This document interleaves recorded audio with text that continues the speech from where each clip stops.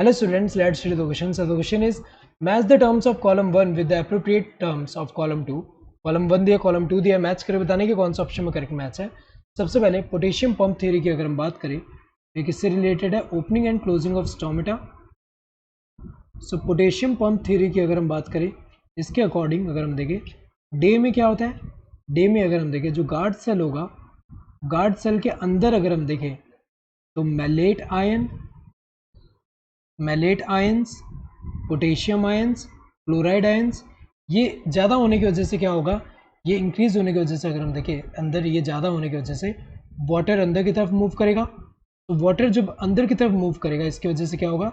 Cell का क्या हो रहा है? टर्जिडिटी, गार्ड सेल का टर्जिडिटी इंक्रीज हो रहा है. और ये इंक्रीज होने की वजह से अगर हम देखें, ये outer thin wall bulge out होगा और इनर जो वॉल है वो क्रिसेंट शेप का हो जा रहा है, जिसकी वजह से ओपनिंग हो रही है. स्टोमेटा का क्या हो रहा है? ओपनिंग. जिसकी वजह से क्या होगा? ओपनिंग ऑफ स्टोमेटा हो रहा है. नाइट की अगर हम बात करें तो नाइट में क्या होता है? ये अगर हम देखें, नाइट जो है, नाइट में क्या होगा? नाइट में अगर हम देखें तो ये जो removal of potassium and chloride ions and जो मैलेट आयंस भी, तो मैलेट आयंस, तो इनका रिमूवल होने की वजह से अगर हम देखें, अंदर आयन का कंसंट्रेशन डिक्रीज होने की वजह से अगर हम देखें तो जो गार्ड सेल है, इससे अगर हम देखें, जो वाटर है बाहर की तरफ ऐसे मूव करेगा. तो वाटर जब बाहर की तरफ ऐसे मूव करेगा, इसकी वजह से अगर हम देखें वापस यहाँ पे क्या होगा? टर्जिडिटी डिक्रीज होने की वजह से एक तरह से यहाँ पे क्लोजिंग हो रहा है. स्टोमेटा का क्या हो रहा है? क्लोजिंग. तो ये अगर हम देखें तो स्टोमेटल मूवमेंट इसमें इन्वॉल्व है यहाँ पे. ये अगर हम देखें थ्योरी किसके लिए? स्टोमेटल मूवमेंट के लिए. प्लाज्मोलिसिस की अगर हम बात करें तो इनमें से कौन सा है? एक्सोस्मोसिस जो है ये इससे रिलेटेड है. तो इसमें क्या होता है कि जब सेल को हाइपरटोनिक सॉल्यूशन में हम रखें, जब सेल को हाइपरटोनिक सॉल्यूशन में रखेंगे, हाइपरटोनिक सॉल्यूशन मतलब इसके अंदर सॉल्यूट कंसंट्रेशन जो है ज़्यादा होगा एज कम्पेयर टू सेल के अंदर, तो वाटर जो है बाहर की तरफ मूव करेगा, क्योंकि हमें पता है कि वाटर हाई वाटर पोटेंशियल से लो वाटर पोटेंशियल की ओर मूव कर रहा है. तो ये इस प्रोसेस को हम क्या बोलते हैं? ये अगर हम देखें वाटर जो बाहर की तरफ मूव कर रहा है थ्रू ऑस्मोसिस, ये क्या है? एक्सोस्मोसिस है. तो एक्सोस्मोसिस में अगर हम देखें, और ये क्या है? ये प्रोसेस जिसमें वाटर बाहर की तरफ मूव कर रहा है हाइपरटोनिक सॉल्यूशन में रखने से, सो ये प्रोसेस को हम क्या बोलते हैं? प्लाज्मोलिसिस बोलते हैं. प्लाज्मोलिसिस जब होता है तो उसमें क्या होता है? एक्सोस्मोसिस हो रहा है. सो बी का क्या होगा? फोर्थ होगा. इम्बाइबिशन की अगर हम बात करें तो इससे कौन सा रिलेटेड है? Hydrophilic colloids. तो अगर हम देखें इम्बाइबिशन क्या होता है?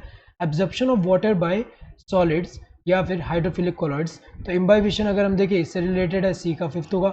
गटेशन की अगर हम बात करें, गटेशन में होता क्या है कि अगर हम देखें जो लीव्स है, लीव्स के मार्जिन से अगर हम देखें वाटर का लॉस होगा in the form of water droplets. और ये जो लॉस हो रहा है ये किसके थ्रू हो रहा है? ये जो पोर्ट्स यहाँ होंगे और वो जो स्ट्रक्चर है जिससे ये लॉस हो रहा है, जिसके थ्रू यहाँ से जहाँ से लॉस हो रहा है ये वाटर का in the form of water droplets, ये जो स्ट्रक्चर है वहाँ पे हाइड्रोथॉट्स होते हैं. तो उस स्ट्रक्चर को हम क्या बोलते हैं? हाइड्रोथॉट्स. तो गटेशन अगर हम देखें, गटेशन जिसमें हाई रूट प्रेशर की वजह से जो लॉस ऑफ वाटर हो रहा है from the margin of leaves in the form of water droplets, ये कौन से स्ट्रक्चर के थ्रू हो रहा है? यहाँ पे हाइड्रोथॉट्स. तो डी का क्या होगा? सेकंड. ऑस्मोसिस की अगर हम बात करें, ऑस्मोसिस में क्या इन्वॉल्व होता है?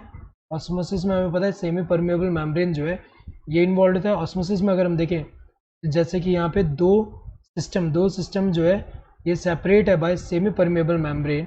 ये जो ए सिस्टम है, बी सिस्टम है, यहाँ पे इसमें सॉल्यूट कम है, इसमें सॉल्यूट ज़्यादा है. तो अगर हम देखें तो ऑस्मोसिस में क्या होता है? Movement of solvent from its higher concentration to lower concentration to semi permeable membrane, तो उसको हम ऑस्मोसिस बोलते हैं. तो अगर हम देखें यहाँ पे ऑस्मोसिस में सेमी परमेबल मेम्ब्रेन इन्वॉल्व है. ए का क्या होना चाहिए? थर्ड. ए का थर्ड इन दोनों में, इसमें फर्स्ट है तो गलत है, इसमें फिफ्थ है तो गलत है. बी का क्या होना चाहिए? फोर्थ. बी का फोर्थ यहाँ पे है, इसमें है, इसमें सेकंड दिया तो ये वाला गलत है, तो ये वाला सही होगा. सी का क्या होना चाहिए? सी का फिफ्थ होना चाहिए, सही दिया है. डी का क्या होना चाहिए? सेकंड, सही दिया है. ई का क्या होना चाहिए? फर्स्ट, सही दिया है. Correct answer would be this first one. Hope you understood the question. Thank you and all the best.